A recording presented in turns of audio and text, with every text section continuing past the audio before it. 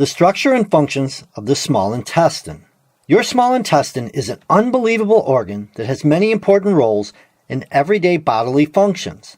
When you chew food, then swallow it, it enters your esophagus, which connects with and passes the food to your stomach, which connects with and passes it to your small intestine. And your small intestine is located just below your stomach as it coils and loops, filling a large portion of your abdominal cavity. The small intestine has 3 sections, with the duodenum being the first section, and it wraps around the pancreas and connects to the pylorus of the stomach. The jejunum is the second middle region of the small intestine, and the ileum being the third section. At the end of the ileum is the ileocecal valve, which controls the entry of materials into the large intestine.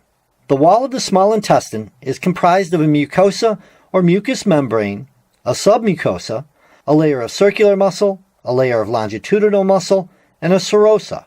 The mucosa and submucosa have internal circular folds, as you can see here in this photo of the duodenum. These folds are more numerous in the duodenum and jejunum, and they increase the surface area, which slows down the movement of materials from the stomach and also provides for more nutrient digestion and absorption.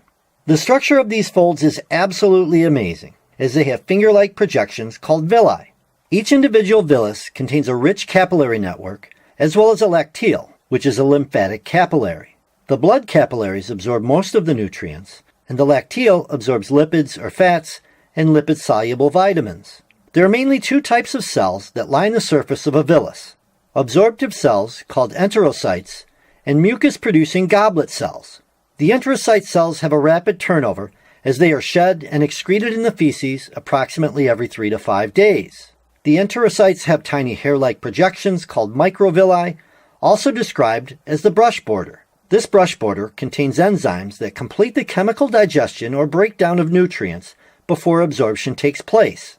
These microvilli increase the surface area even more, providing for even greater digestion and absorption.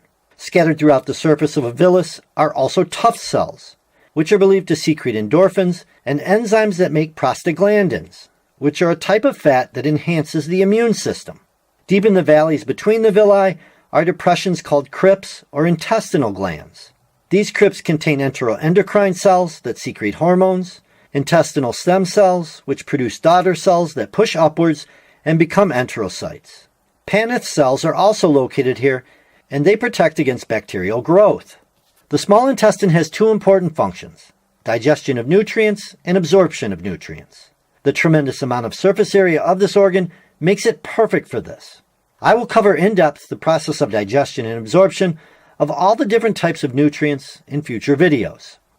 And that be the basics on the structure and functions of the small intestine.